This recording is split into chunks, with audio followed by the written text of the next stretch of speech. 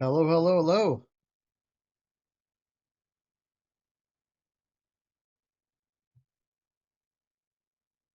How we all doing? Good. Right.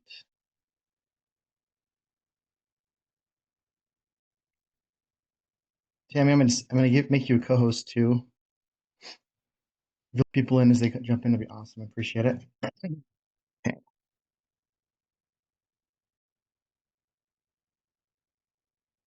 Sweet. Absolutely. Thank you so much. Appreciate it. So today's an awesome day. So we have Saul, which he's not on yet. He usually comes a little later, but so he and I were closing on this deal. Um, Wholesale fee being 104,000 smackers. Bam. Biggest one I've ever been involved in. I've heard of others and getting the six-figure wholesale fee, but I mean phenomenal. Even if a flip, I did a flip and made like 98,000 on one transaction, and this took you know what was it, 17 days, something like that, from start to finish. So yeah, it's pretty awesome. It's cool what we can do when you apply. So shout out to Sal for actually getting out there making those calls when he didn't feel like it. Right, that's important. Um, yeah, so it's exciting stuff. We also got another property under contract. So Anna and I, we got it's a 3-acre lot in West Valley, and the I think this may be another six-figure wholesale fee. And I not exaggerating when I say that too. So yeah, it's pretty awesome. Like we have it for like 665 or 650, something like that. And yeah, we're gonna wholesale for 750, 780, so right around there. So yeah, it's exciting stuff. The funny thing with this particular deal with Anna, the guys that's selling it, he's in his late 70s, and so he had we tried to give him like the contract through DocuSign, and you guys will get this too when you get older people that you're buying houses from. Like if you're typically sending the contracts over through DocuSign and whatnot, it can be challenging for them. It's just a different generation, different. It's the challenges there. And so I had to run down to the property and with a physical copy, which is nice because I was able to go there and have a chat with him for a minute. And so he felt better about everything after that too as well. So it was pretty good. I'm glad we were able to get that taken care of. Okay, perfect, perfect. So what we want to talk about today is wholesaling, the process of wholesaling in general. And I know some of you maybe already know it, but I still, if you have questions or you want clarifications about the wholesale process, I mean, like now's a great time to ask about everything. Because the great thing about when he's doing this deal that we're closing on today, like he had a ton of questions along the way, and it was really cool to kind of point out some of the stuff that even after we talking about it, but when you're there doing it, it's a little bit different world, little bit different feeling, making sure that all the processes are done correctly. Because wholesaling is great. I mean, it's legal. It's way to help people and make a lot of money at the same time. But if you do it wrong, it can be illegal and you can mess things up. So understanding the correct process, correct way to do it, and in the state you're doing it in is very, very important because that can turn into a nice, good deal. Or if you're not doing things as well as you think you should, then it's possible that buyers even go around you and try to talk to the buyer after they did the walkthrough or whatever, or send out the address, and they're like, okay, cool, I'm gonna try to talk to the buyer. And if you don't have yourself protected, you can actually lose that deal. Now, mind you, that's pretty shady work of a buyer doing something like that. Those guys like that don't usually stay in the business too long, or at least buy deals from wholesalers too long because the word gets out. But still, you don't want to be the victim of something like that. So there's always understanding these processes will help you prevent that. So before we get started on it, does anybody have any questions on the wholesaling process in whole or in general, or you just want me to go through it all and see? Because I want to make sure I hit the points that you guys may have questions on. I do have a question about contracts. Yeah. So if I remember right, the standard Rep C says basically that you can't do wholesaling. So do you have a different contract that you use? Hmm. Right. So the Utah Rep C says it's non-transferable, non-assignable.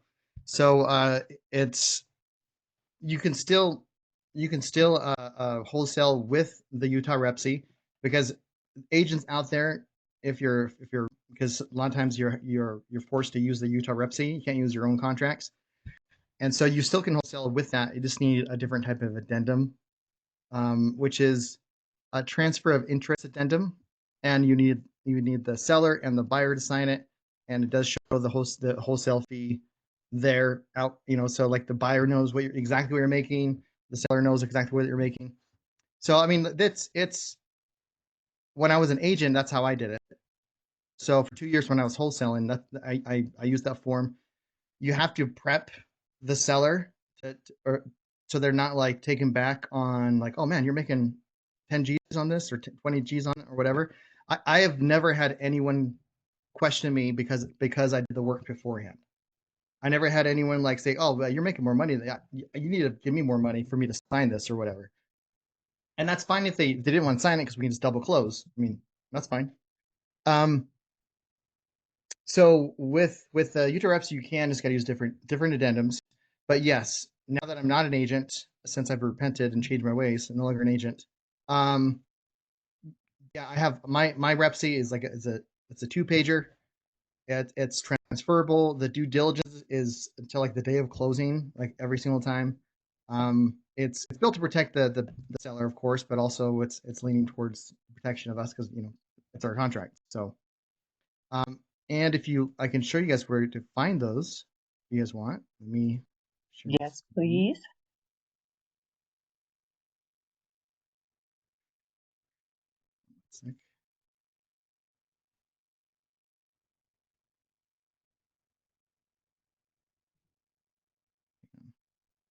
Maybe do that.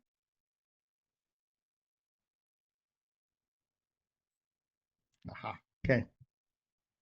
So in for paperwork and documents that I have available. So like if you're when you're in the school community, if you go into classrooms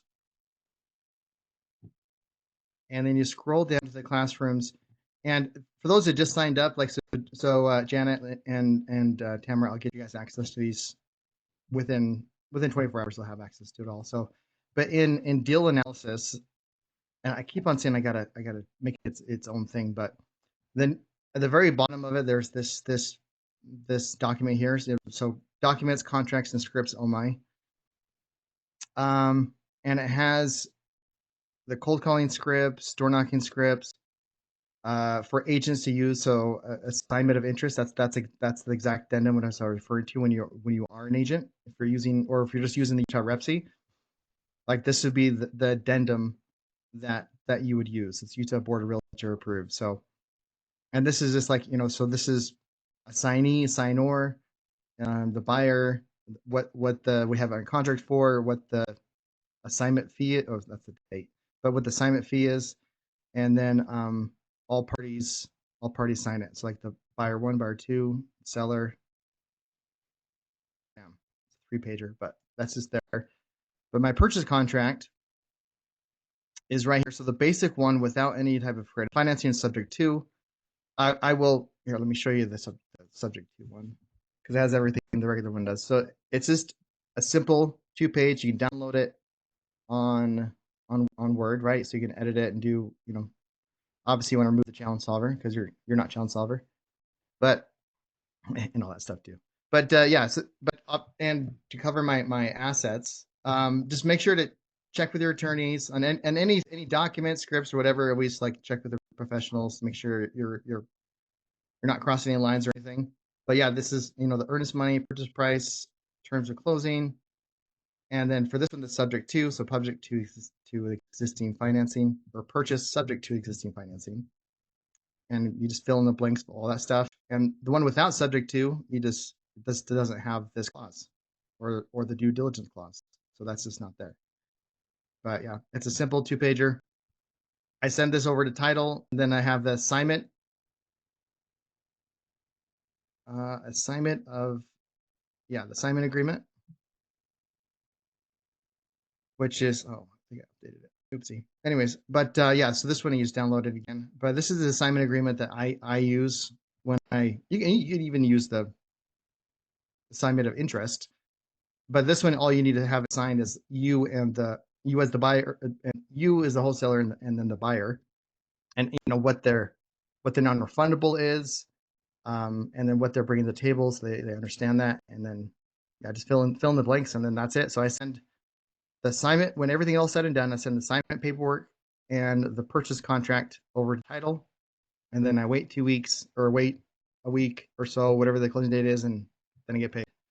Like the closing we're doing today, me and Sal, we don't have to go to the closing. There's nothing for us to sign because we've already assigned the assignment agreement. So we signed the rights to the contract to the buyer, and now title companies, they're doing it. So like as far as closing documents and everything signed, we don't have to go. We're going only for pictures and saying hi to Christine and GT title. That's it. So there's a lot of times where there's plenty of closings where I never went to closing because I didn't have to. And I even for pictures, I just had other stuff going on. So there's plenty of closings where I didn't even go to because I didn't need to. Did I answer your question, Tammy? Yes, that was perfect. Thank you. Yeah, absolutely. Any other questions so far? And I can go over like just the whole process in general. So I know I probably maybe lost one or two of you, which is hopefully we'll get you caught back up. Okay. So here's okay. Let me share my whiteboard. Again, feel free to stop me at any point in time. Some of you guys have heard me talk about this before. Okay, cool. So the process, just to make things as simple as humanly possible, okay? The process is like this. So we have Mr. So we have a house we want to buy.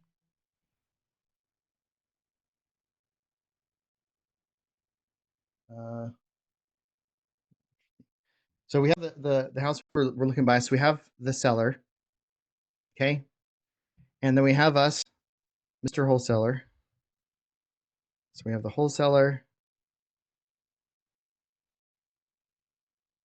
My pin is, oh my gosh. Anyways, whatever. Okay, it's fine. Yeah, wholesaler. Yeah. And so what we do is when we find someone that needs to sell their house quickly, typically to get the price that we need to get it at, we need someone that wants to sell their house with some sort of urgency. They need to sell their house for a new job. Maybe they're going through foreclosure, divorce, or they still want to go through the hassle deal with an agent. That's been plenty of those I've done. So we have thought my handwriting was bad regular. With this, it's even worse. Anyways, so what we do is, so we have a REPSI, which is, so we have a contract between real estate purchase contract. That's what REPSI stands for, those who didn't know. So we have the purchase contract there. So it has the price that we're going to sell it at, or that we're going to buy it at, and and it has the date. It's supposed to be a D, whatever, and the date that we're closing, amongst other things, right? So let's just say for simplicity reasons, we're going to buy this property for 250,000. Let's do that. Okay. That's the price that's on the contract. Okay. So the seller's happy, they're ready to go. Now that we have it under contract, we send out an executive summary, or like a summary of the deal, the numbers, what the ARV is going to be, what the, all that stuff. We send it out to our buyers, and then we find a buyer.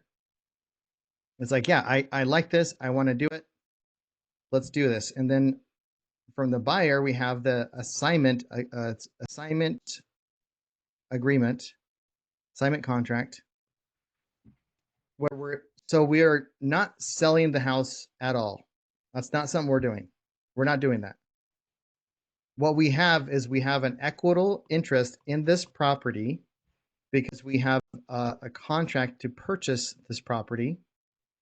So we are selling our rights to buy this property. We're selling our position in this contract to someone else. That is the fee. So we're not selling the property. We're not being representing the seller as an agent. Nothing like that. We are just selling our rights to the contract. So when you're marketing the deal, you need to make sure you have lots of the disclaimers in there saying that you're not selling this property. You are just selling your rights to this contract.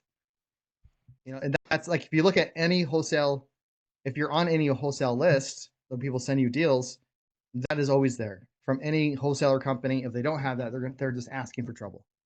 Because if I advertise this deal as if I'm selling this property, it's one or two things, or maybe both.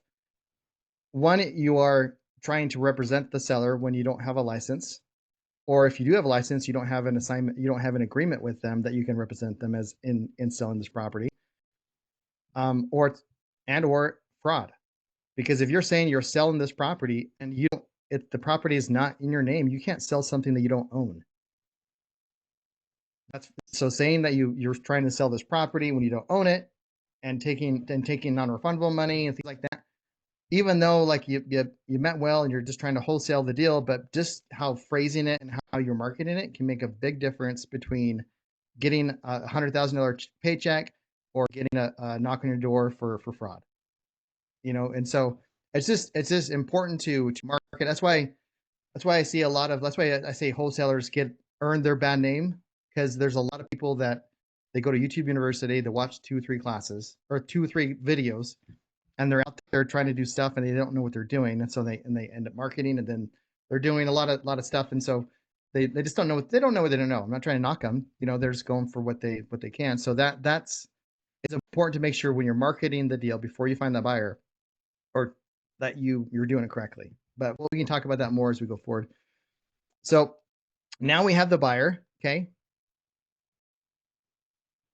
So the buyer's like, yeah, I love this property. And how this works is like, so effectively when I'm setting the numbers of like what this is going to cost, I set it out as like it's going to be, so I'm selling this property for like 280. So the assignment fee is the difference between the 250 and the 280. So in this case, it's a $30,000 assignment fee or wholesale fee, whatever. Wholesale fee, whatever you want to call it. Same, tomatoes. And that's what would be coming to you at the very end. So any addendums you have with the rep C, anything else, it goes transferred over to the buyer. And so that's why, like for example, I don't have to go to the closing because I transfer my rights and we have this agreement that title has. So title knows that the buyers come in with 280 and 30,000 of it is coming to us as the wholesaler. And then the 250 is going to the buyer minus any loans they may have on or liens on the property. So the buyer's happy, or excuse me, the seller's happy because they sold their house at the time they needed and the price that they're happy with. The buyer's happy because they just got this deal for 280. They're going to make 50,000 on it, or whatever their profit is, if they're going to do like rental for fix and flip or whatever. And then we're happy because we just landed 30 grand in 2 weeks. So title never goes in our name. It in this form, when we send these documents over to the title company, it never goes into our name, right? Because before title even happens, or before transfer of title happens, like that's when we give this stuff to the title company, and like, okay, yeah, so it's not going to Jared's name, it's going to go in this buyer one name. So it's completely changes things up as far, so it's not even on title as far as that's concerned. So that's kind of nifty. What questions do you guys have about this, or does this make sense? As Aubrey's looking at the scribble, like, what the heck's happening? So is there a way that you can somehow involve an agent in a wholesaling deal and Sure can. pay their commission and do all of that kind of stuff too? Yeah. So if we had this property where it was on market, let's just say, okay, so agents are involved. So with that in the rep C, because that's when you're probably using like a traditional rep C, like I mentioned like you'd have to use a different assignment and all that stuff. You would get under contract the same way. Oh, sorry. Give me 1 second, guys. I got it. This is the seller. I gotta take this, guys. I'm sorry. When it's a 6-figure deal, I gotta take it. Give me a minute. 1 second, okay?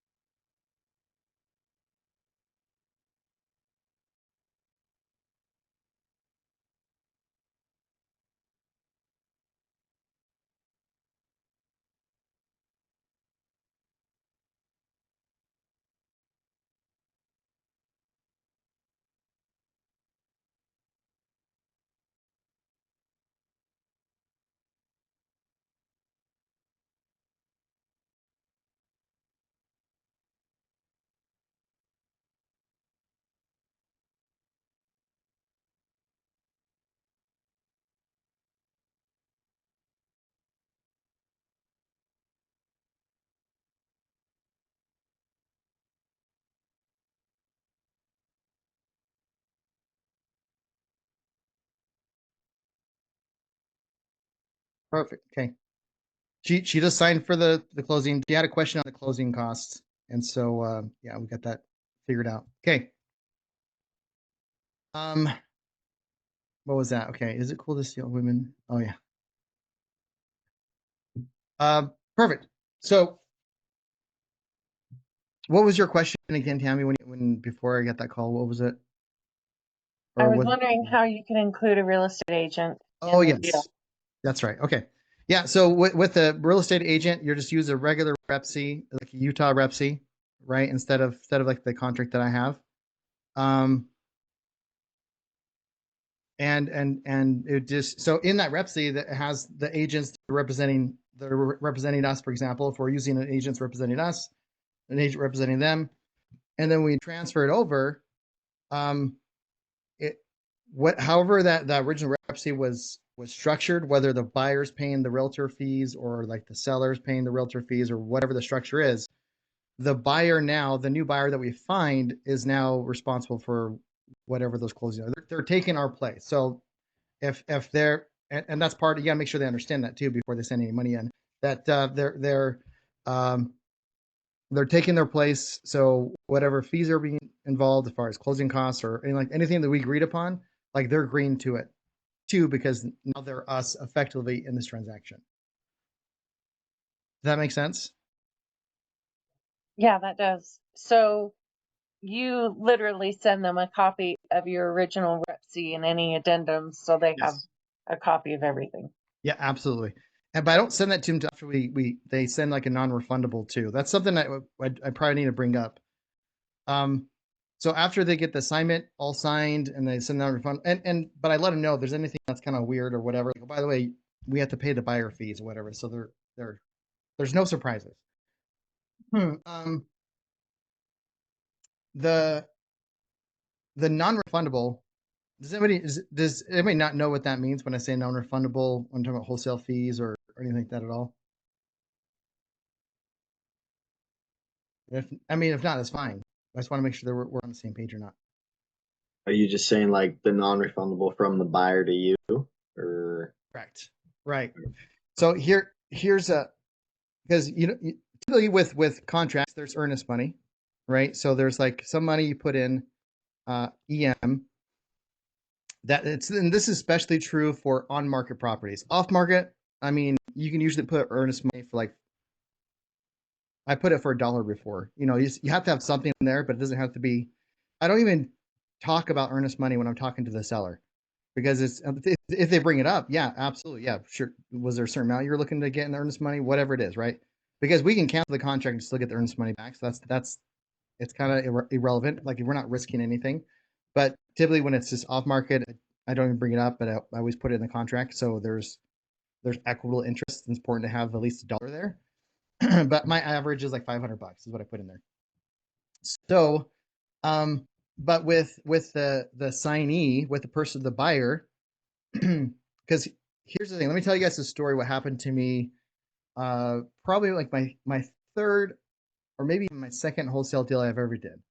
So um most wholesalers out there will like, okay, after offers accepted, there's like a $5,000 to $10,000 non-refundable fee, which goes towards the purchase. So if the buyer's buying it at 280 and there's like a 5,000 non-refundable, they pay the 5,000 when they get it, when they sign the contract, and then at closing they just bring the tables the difference, which is 275.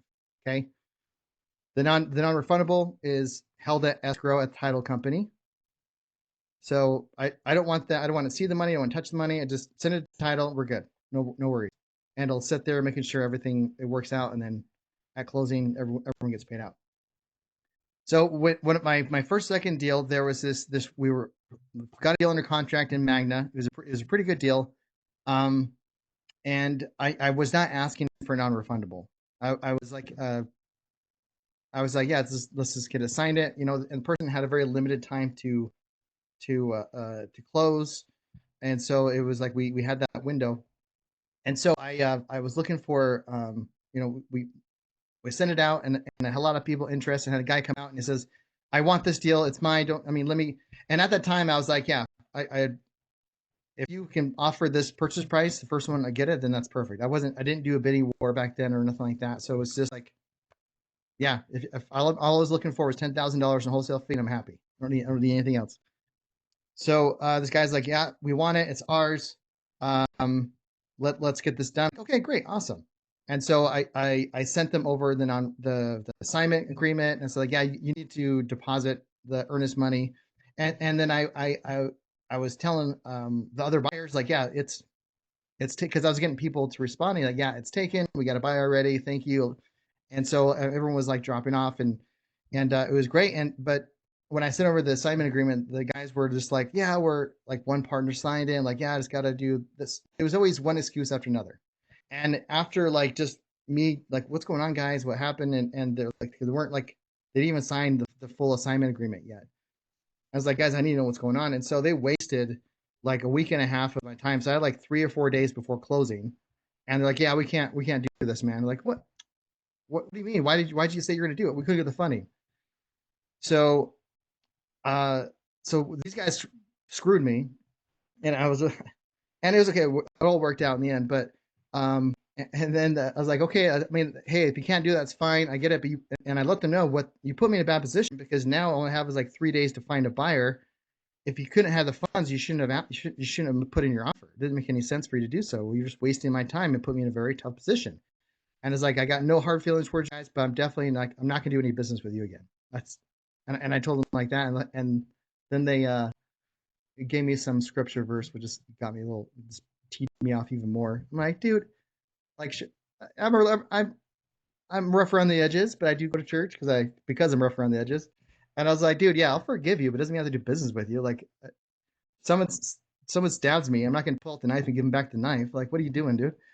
Anyways, but that's side note, I guess. So what was that? Oh, that's just crazy that he sent you a Yeah, scripture verse. That's yeah. I funny, mean, man. it's like, and I'm the jerk. What? Yeah, Really? you're like, you're the one who did bad, dude, not me. Yeah. Like wow. Like, okay, yeah, sure. I guess I'm the jerk for not, for quote unquote, forgiving you, and you just like screwed not just me but the seller. And that's the thing too. Like, if, especially when there's time frames, sometimes a lot of times you can get extensions, and if something weird happens, like, hey, I just need another week because XYZ, that's not usually a problem, but it can be if they're like, my auction date is the day after closing. If we don't get this done, like, that's the time. Like, I got that, and that's it.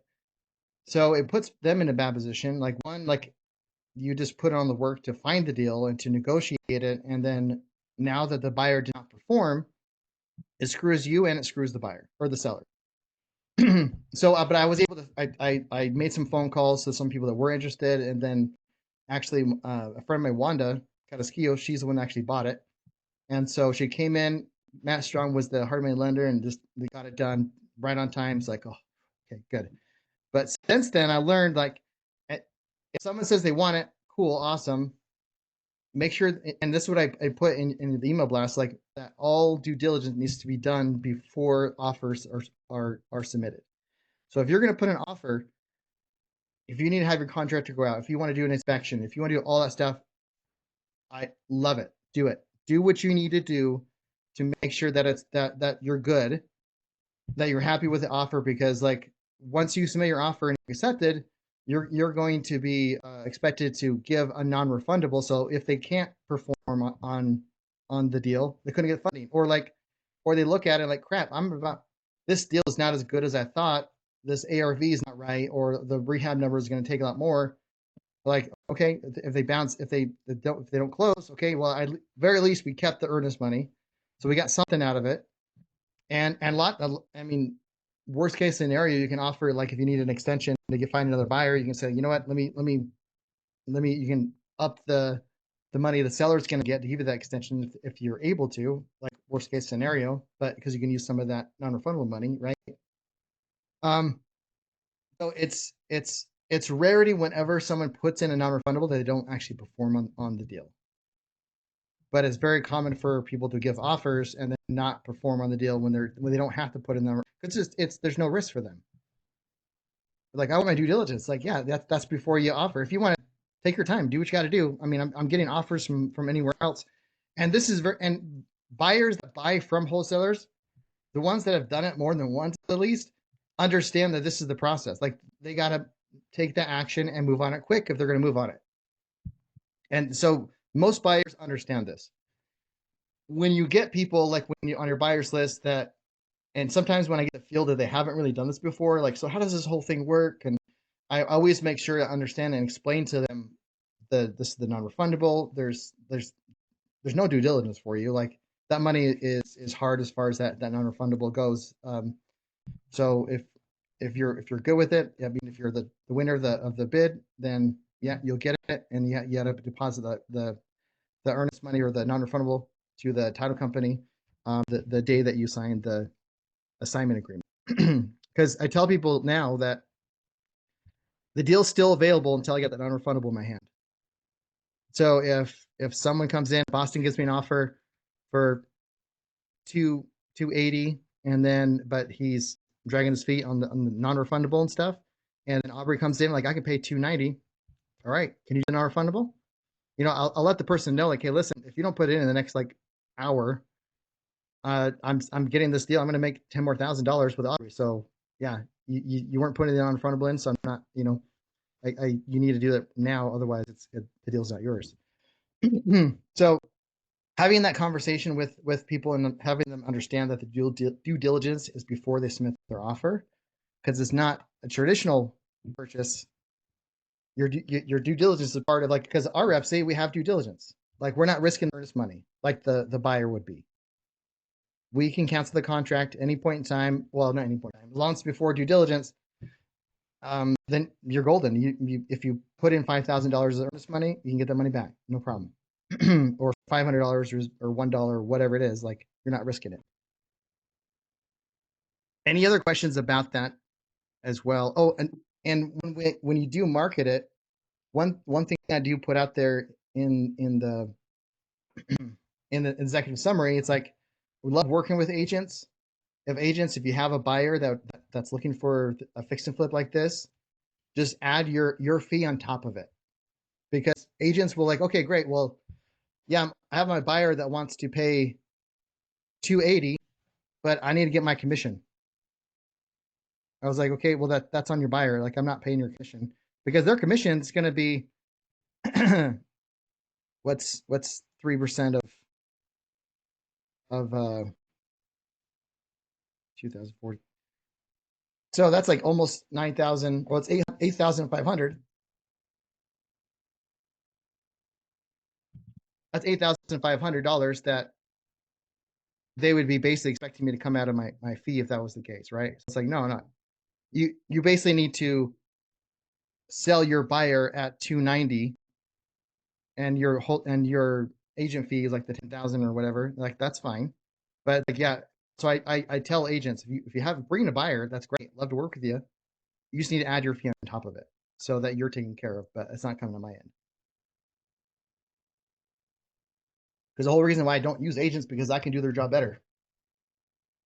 But if they have a buyer and if they want to bring it in, sweet, awesome, love it. Yes, I like that, Aubrey. Yeah, forgiveness is not the same thing as boundaries. Yep, exactly. Is any questions about this scribble or what we kind of talked about so far about non-refundable? How is that applied? Any of this stuff that you may have.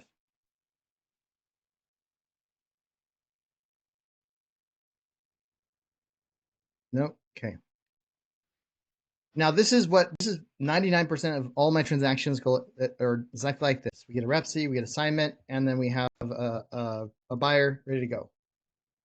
Let's just say that you get a buyer, or that you're in a situation where one, maybe you don't want the buyer to know how much you're making on the deal, right? Because there are some buyers that get really weird about it, like really weird. Because if they see you're making 40,000, 50,000 on a fee, they get all puffed up. I was like, wow, you were fine making, if the numbers make sense, if 280 made sense for you an hour ago, why does it not make sense now that you just know I'm making money? You knew I was making money on this thing, right? Yeah. Okay, then why does it matter? And it's not very common, but it does happen a lot of, and these are like part-time flippers that I really get bent out of shape, that really have a hard time finding deals. Those are the ones that are really like the scarcity mindset. It's like, well, you're not leaving any meat in the bones. Like, well, then why did you make an offer for 280? If that's not enough meat for you, it doesn't make any sense. What are you doing? So I'll be very curious if they say anything like that, and just like, what do you mean? Like, what has changed?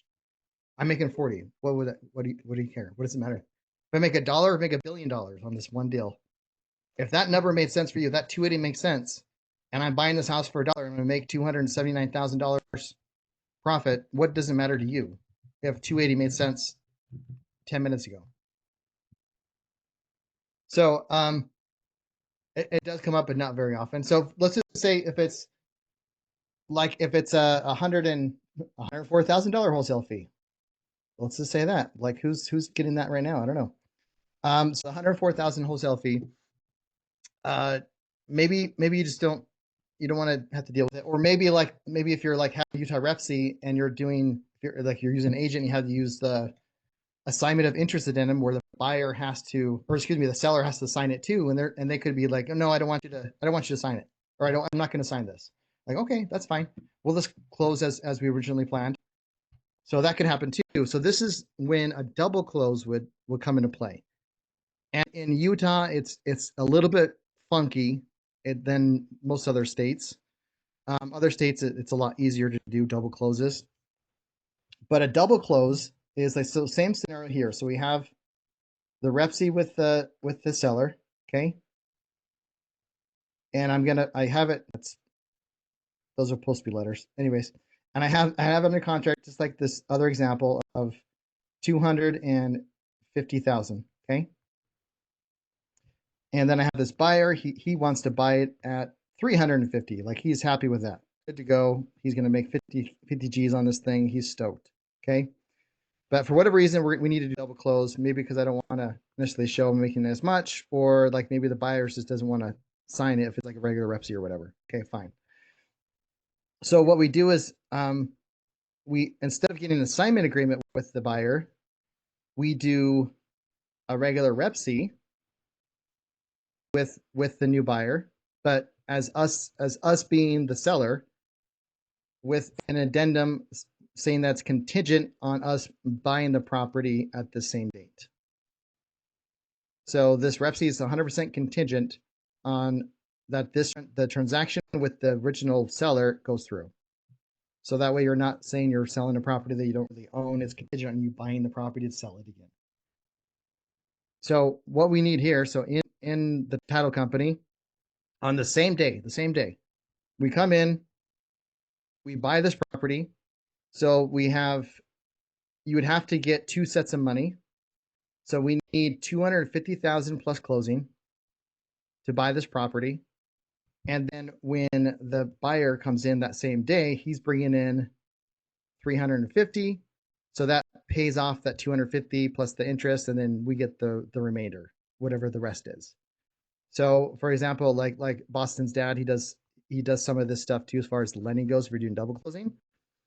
So you can, Zach's a good resource for you guys. So anyways, the 250, you would set that set of money in, pay for it. You're going to pay some interest on it.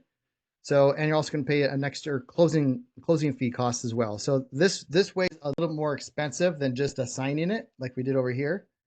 But this gets over a few humps, a few challenges, if that occurs. It's good to have this in your back pocket. You're rarely going to use it, but it's good to know you have this. Okay. So then we send the title, the paperwork to the title company, just like you would. You have this rep sheet, another rep sheet, send title company, like we're doing a double close. This is my lender. This is what we're doing. In this scenario, the chain of title, because the chain of title shows who owns the property, and you sold it to who, and then that person sold it to who. So it'll have the original seller here, and then we'll have us as the chain of title, and then into the new buyer. New buyer will be in there as well. So it will be in the title work of like your company buying it and selling it the same day, like that. That'll be there. So when that, it may cause up some challenges as far as like the end buyer. Like, so if they're going to fix and flip it, sometimes with FHA loans, like there has to be something called seasoning, where they don't like to see change of title happening a ton of times within a short period of time. So sometimes like they want to see the buyer owns it for 6 months or at least 90. I had one we go to flip, and it did have a couple of quick change of titles, because the person I bought it from, she bought it from this lady, and then I bought it from her like a month later, and like 3 months later, that's when we had it under contract. It was a super quick, um,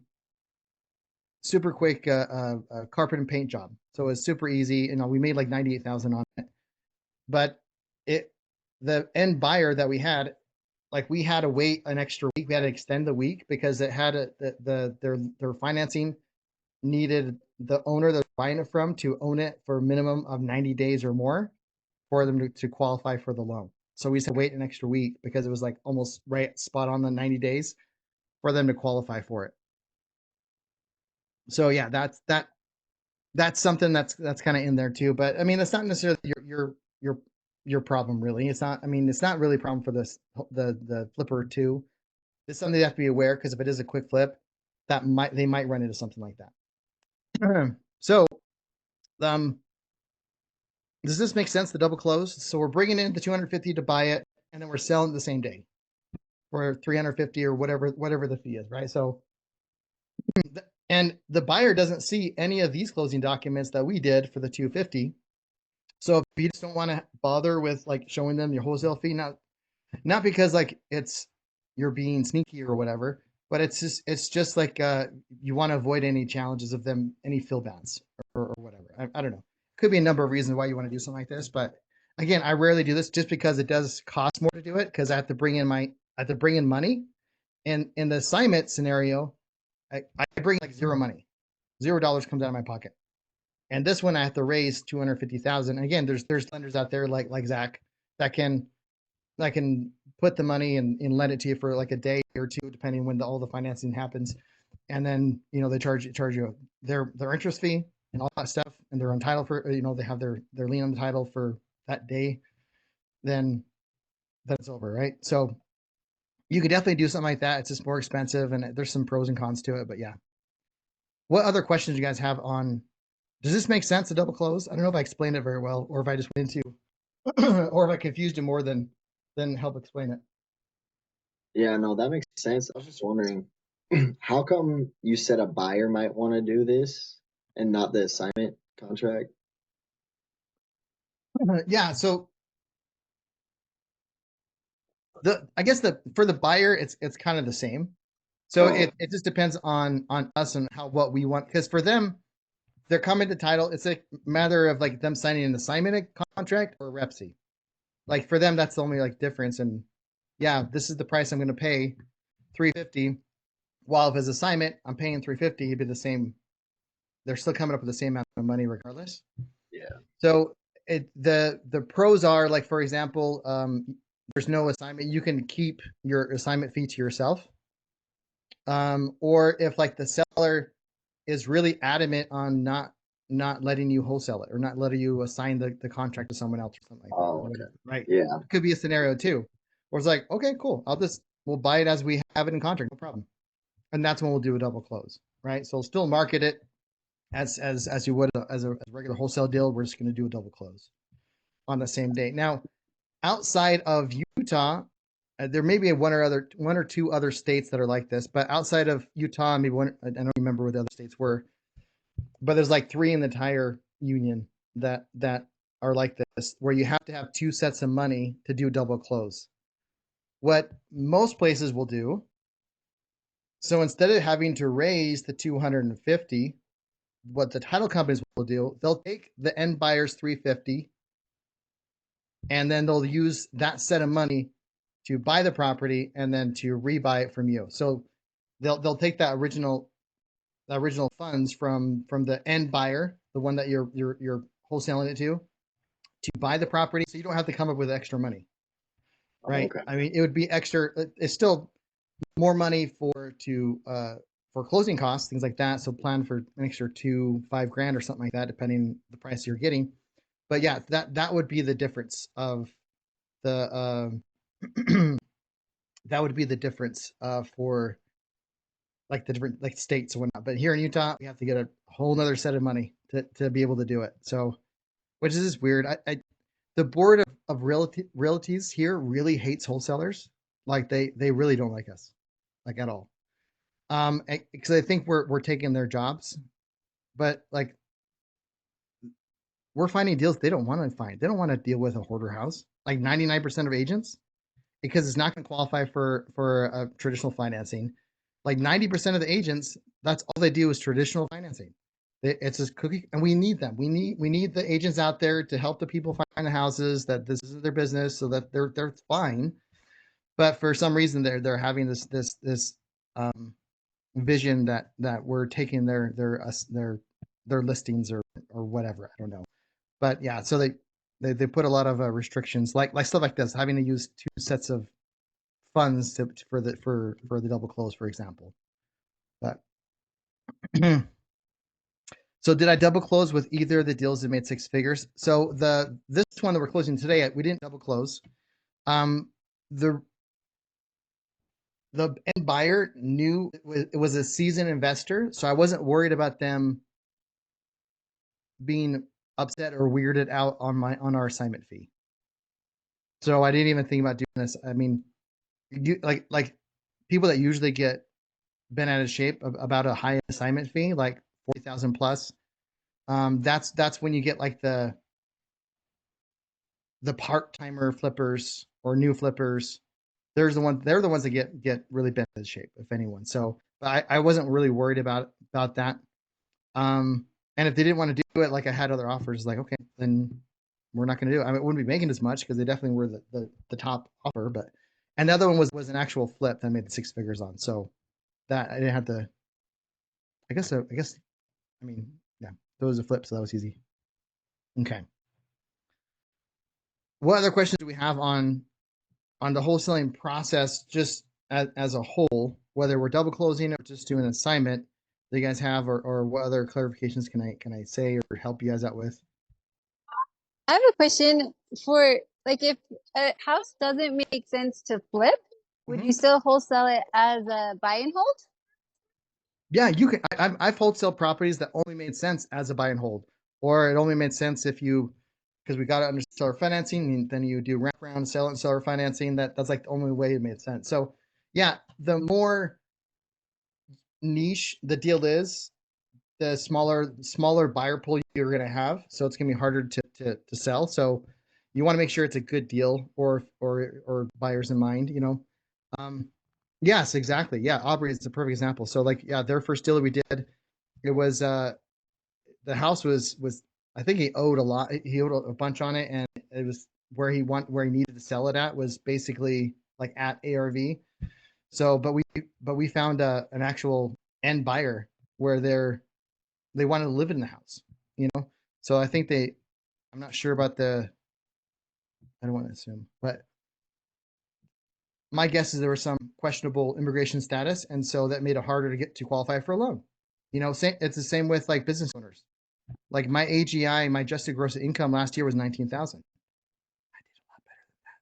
You know, so but as far as the government's concerned, it's 19, and it's all, you know, legally writing things off. Not I'm not like hiding anything, but you know, doing what the Renan class teaches about those strategies, how to pay less in taxes. There's a reason why they say the rich don't pay taxes. It's not because they're rich, because they understand the tax law. They know what kind of strategies they use to not pay so much taxes. So yeah, so someone like myself, if I want to go buy a house for myself, like I couldn't, I don't qualify. I think a McDonald's worker probably can qualify better than I could because I don't make any money according to my taxes, right? So for stuff like that, like self financing, that's why that's really good. So yeah, you can, if it's a unique niche deal, you definitely can wholesale it as a buy and hold, wholesale it as, you know, this is a great. It only makes sense if you're going to live in it, you know. And John O'Neill, he called me. I just got off the phone with him before this call, and he wants help finding a buyer for this property. He got it subject to, and he has there's about 70,000 from what there's $70,000 in equity, but it doesn't need any rehab. It's like it's at AR, it's after repair value, or it's after repair shape, like as it sits. So this would be great for an end buyer that wants to live in it, because with the numbers, it doesn't quite make sense as it doesn't, it's not going to cash flow. So there's some people that, as long as they're breaking even, like they're happy with, right? So again, that's a smaller buyer pool. They're going for long-term generational. They're looking for equity building, tax write-off, things like that. That's why they're willing to, like, if it doesn't cash flow, like that's fine, because there's so many different ways of getting paid off of rentals, right? So that's like for this one, I'm going to help him market it to, but it's going to be more towards like end buyer. So I'm going to be marketing it towards like agents.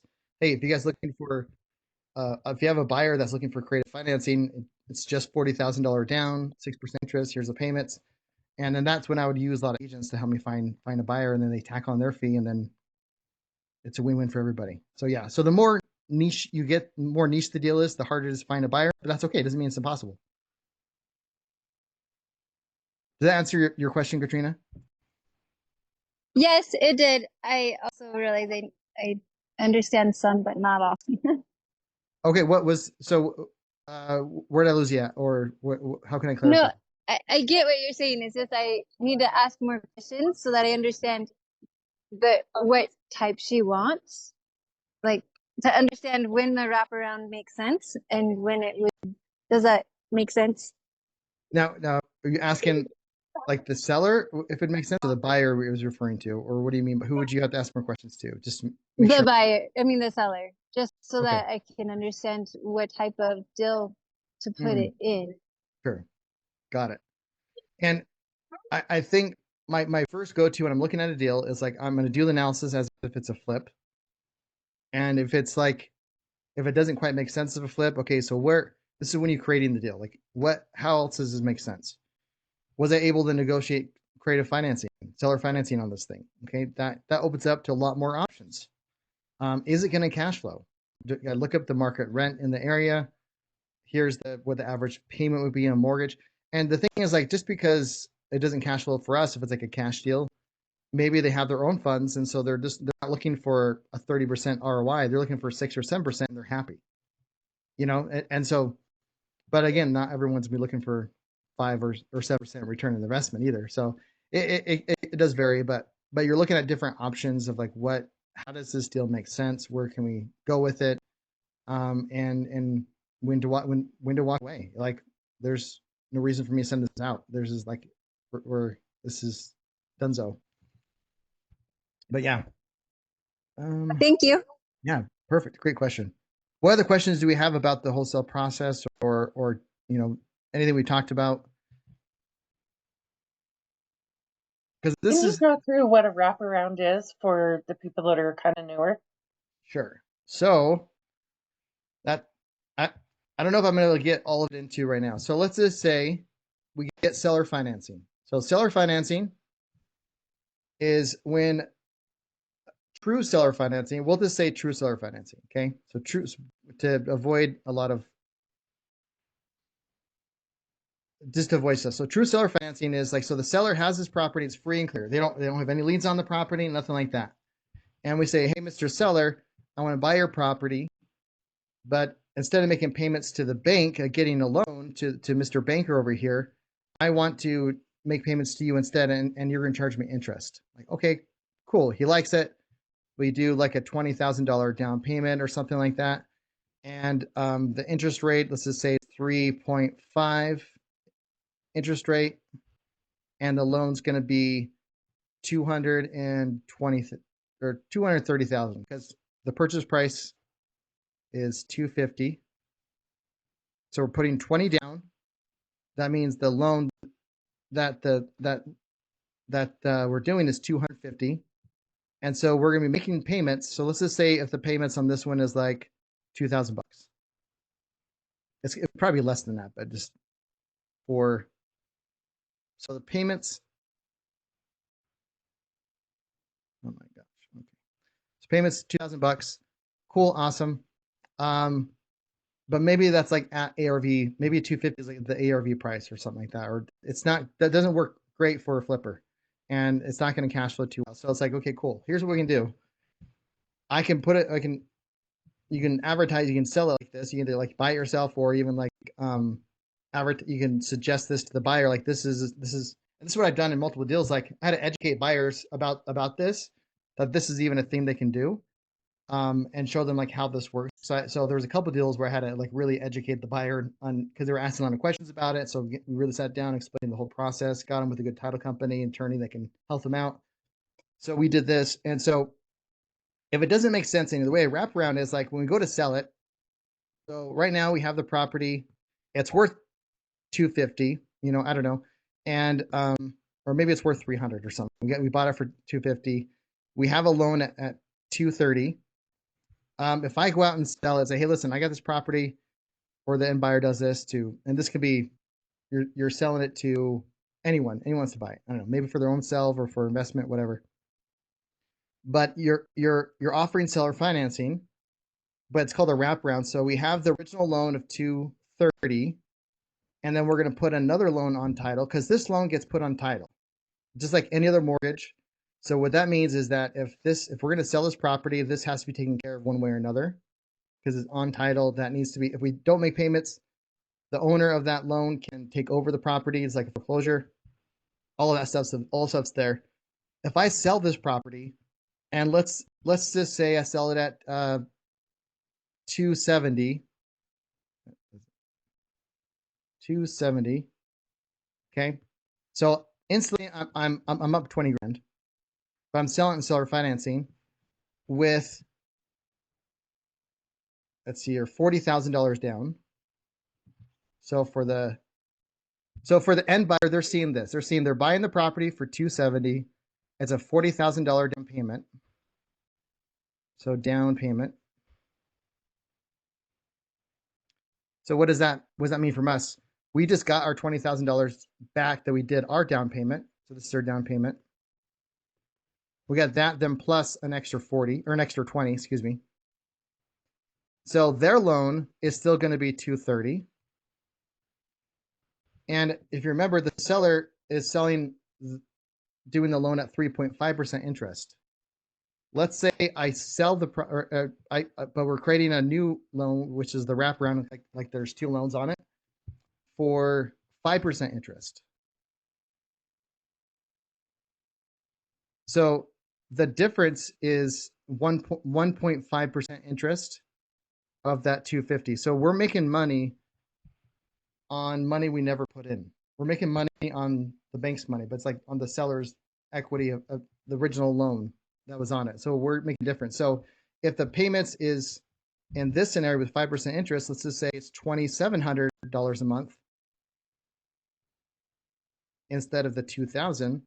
So they would make their payments to an escrow company, and the escrow company would make the payment of the $2,000 to the original seller, and then the leftovers of the 700, because that's the difference between 2,000 and 2,700, is the $700 would go to us or the buyer or whatever, depending, whoever's selling the property on seller financing.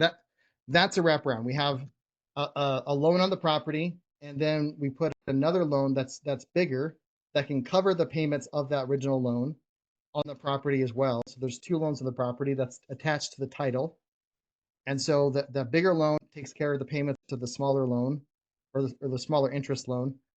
And then you get the remainder, you get the leftovers. So in this scenario, the seller here has cash flow for the next 30 years if they never refinance of $700 a month without having to deal with renters. If my roof leaks, I don't get a call to the mortgage company and say, hey, Mr. Baker, my roof is leaking. Like, dude, well, make your payments. We don't care. Like, fix it. We don't, whatever. But if it's a landlord, I go, hey, Mr. Landlord, my kid stuck another GI Joe down the toilet. You got to come fix it. Landlord got to go fix it or pay someone to go fix it. In this scenario, like, you're getting cash flow without owning the property. You're in position of the bank. So that's, and we're over at 12 o'clock, but and we can go deeper into creative financing and seller financing in other calls and whatnot. But that's wraparound in a very. Does this make sense, or did I confuse you guys more? That made sense. Thank you. Okay. Any last questions about what we talked about, whether it's wraparound or the wholesale process before we call it a day? It's not about that, but I was wondering where I go to find the free trial. My friend said she would like to do a free trial, but she's not able to do those lessons. So she was able to send for the free trial? I just am ignorant and didn't know where to send it to her. Okay. Oh, so she hasn't signed up for anything yet, but you're saying, where do I, okay, got it. So let me show you. Because there's affiliate. So once you're part of the community or in the school community, you automatically have an affiliate link already. So if you have a friend that wants to sign up and you can do this on the app or on the website or whatever. So you can go into this, you get into the homepage, and you're going to click on your user menu or your picture, and then right underneath is going to go affiliates. And I think this is where, because I think it was you that texted me earlier about this, didn't you? Yes, but I've got it to work. Oh, good. So this is where, so if you're a member of multiple groups, then this, like, you want to make sure you're clicking on the wholesalers cheat codes, because that's us. That's us. That's the group. And then you copy that link, and this group or this link will they'll go to the about page, and then they can sign up for the free trial, and then they can start the whole thing, and then they will you will get 40% of their $97 a month for if they're doing it for 4 or 6 months, whatever. You get 40% as long. It's not just the first month. It's like until they stop paying, you get 40%. Or if they start and they jump back in, you still get the 40%. So that's a cool part. It's like it attaches you to them, and you get a little bit of cash flow. Did I answer that question, Katrina, or what did I miss? I think you answered, Alice. I got distracted. Sorry. Oh, you're okay. But you got it. So you're able to send your friend the right link this time, right? Yes, I did send it to her, and yeah. And it'll show up it'll show this page, but because we're members, you don't see this, but say start free trial here, and it's like a button that they push. That's either there or on the bottom somewhere. I don't remember. Somewhere in there says start free trial. They click it, and then you're connected. So for an example, and it also show. So for example, so Janet Clark just signed up. Hi, Janet. Nice to see you, by the way. And it shows that invited by Tamara. So Sylvia invited by Tamara, and it goes over like this invited by me. So I mean, which is like, I guess I'm getting 40% of my. I don't know. That's where, anyways. But yeah, so it shows. So even if they're not part of Renatus too, they're more welcome to join. But I'll know.